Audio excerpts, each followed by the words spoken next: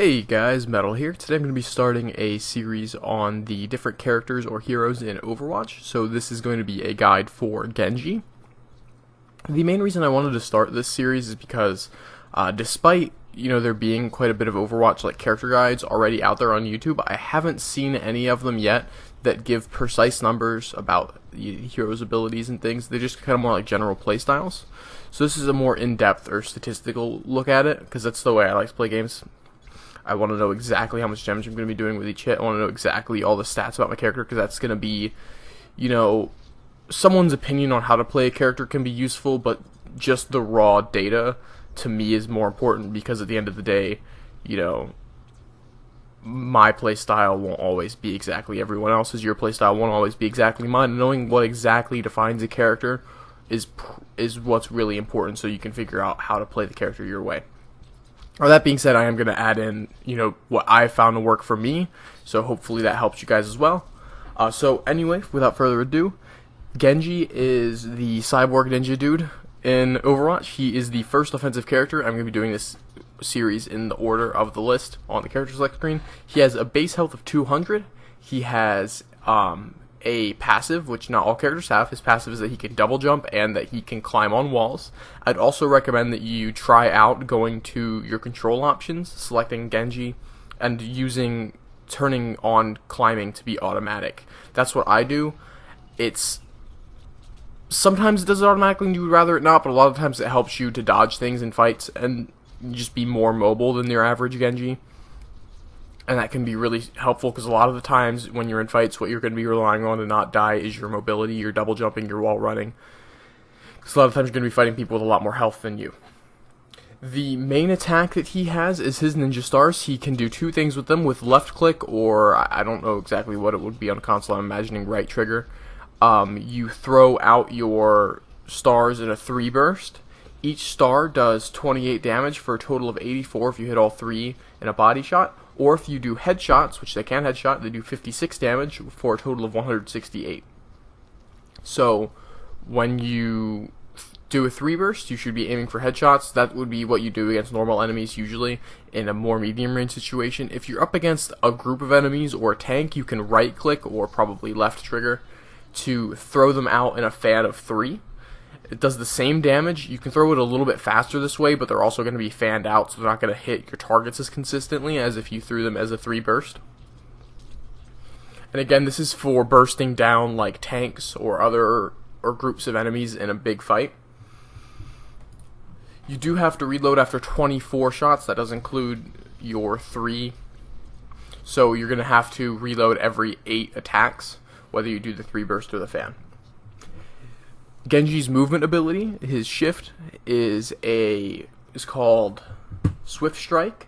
He dashes forward a ways and swings his sword, I guess, or melees. It does 50 damage, and it has a cooldown of 8 seconds. Now, what's special about Swift Strike is that if you get an elimination at any point, you either with Swift Strike or after using it, it will come off of cooldown. So it can be a really good way to start a fight with someone who's kind of weak. Now, if you see someone who's at about like half health or so, I'd recommend just swift striking into them and then finishing them off quickly with your shuriken, and then swift striking out to escape, or swift striking into the next enemy to continue. The way that it comes off of cooldown is very useful, and you should be trying to implement that in your playstyle. That's the main way that you're going to survive in fights as Genji. You should be relying on that movement ability and trying to keep it off cooldown so you can keep constantly swift striking around. It'll make people confused as to where you are, and it'll make it a lot harder for them to fight you. His other ability, one of the best parts about Genji, is his deflect ability. Once you activate the ability for 2 seconds, any attacks that go to you will be reflected out back to the middle of your screen. So you do have to aim still, but it's not that hard, and this is a great way to counter Bastions and Pharahs and Junkrats, people with a lot of damage, and especially hit scan weapons. I would love using it against Widowmaker if she's trying to snipe me. Now, there are a couple of weapons that deflect will not help you against. That is Symmetra's Photon Gun, the Winston's Tesla Cannon, Zarya's Beam, Mei's Frost, and Symmetra's Turrets. It won't help you against any of that, but it can deflect anything else in the game. It can deflect all sorts of ultimates. You can hit Mei's ultimate out of the air and switch the blizzard to your side, which is crazy. I haven't done that yet, but I know that you can. So if you can time that right in a fight, that will change how the fight goes. Like it can cause you to go from Mei taking out your whole team to winning that fight. So learning how to use deflect is massive to playing Genji, and it also gives you way more survivability in fights because it basically gives you 2 minutes of invulnerability as long as you're not, as long as you're facing the enemies that's shooting at you. Now, Genji's ultimate is the Dragon Blade. You pull out this katana for 8 seconds. You can swing it about once a second. It's a little slower than that. You swing it up to 9 times. You get 120 damage every time you hit someone with it. Now, honestly, like, this is an ultimate that I have found it to be one of the more difficult ultimates to use. It's a little bit like Reaper's ultimate in that you can't, like, do it in front of everyone. You have to, like, get around the team, flank, pull out your sword, and then use it to burst down everyone. Because if you just kind of charge in and try and attack them with it, you're just going to get shot dead. You can still do your regular abilities like deflect and dash while you have your ultimate out without losing it or anything. I'd recommend you do that because, again, if you don't do those abilities as Genji in a fight, you're probably just going to die. So overall, Genji is a high mobility attacker. He can die quickly in a fight if you don't do things, if you make a lot of mistakes. But at the same time, he can be very, very powerful and counter a lot of characters very hard. Bastion is going to get destroyed by you. If he tries to set up as a turret, you can just deflect, jump around him, get behind him, hit him in the back with the shurikens, or you just deflect and chew him up with the minigun, shadow strike him. He's going to be really hard to fight for Widowmaker because he's going to be hard to hit, and you can always deflect her sniper shots back at her. Obviously, it's going to be hard for any support to do anything about you. Hanzo's going to have difficulty hitting you. You're really good against Pharahs and Junkrats because you can just deflect their missiles and grenades back at you. I found that characters like Mei and Symmetra that have abilities that you can't deflect back, they give you a lot of trouble. Tracer is also pretty annoying to play against as Genji. I mean, you're both really mobile, so I mean, you almost don't even have to fight her, but she's more mobile than you are. Probably the only character that is more mobile than Genji is Tracer. And you don't have any sort of crowd control ability to stop her from teleporting around, and in addition, it's going to be really hard to hit her blinking all around with your shuriken. Of course, Zarya is hard to deal with because, again, you can't deflect her attacks. Winston, too.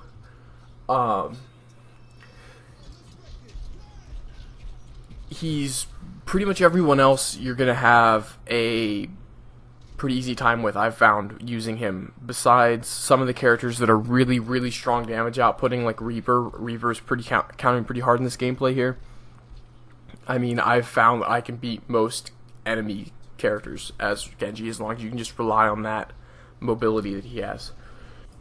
Alright, and then when you're in fights, a good thing to do is to close your distance with people with your Shadow Strike.